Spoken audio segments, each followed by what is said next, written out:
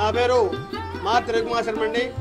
ఈ దేవాలయంలో అర్చకుడిగా గత 30 సంవత్సరాల నుంచి పనిచేస్తున్నానండి.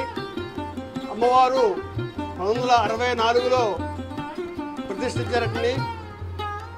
ఇక్కడ అమ్మవారికి ప్రతి సంవత్సరం ఉగాది దగ్గర లగాయతూ శ్రీరామం వరకు వసంతోత్సవాలు చేస్తామండి. అత్యంత వైభవపేతంగా జరుగుతాయి. అలాగే ప్రతి ఆశ్వీజ శుద్ధ పాడ్యం నుంచి దశమి వరకు అత్యంత వైభవపేతంగా దేవి శరన్నవరాత్రి మహోత్సవాలు చేస్తామండి. అలాగే ప్రతి నెల మహాశివరాత్రి రోజు రుద్రహోమం చేస్తామండి. అలాగే ప్రతి పౌర్ణమికి చండీ హోమం చేస్తామండి.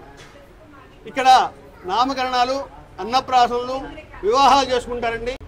వివాహం కాని వాళ్ళకి అమ్మవారి చుట్టూ ప్రదక్షిణ చేస్తే వివాహం అవుతుంది.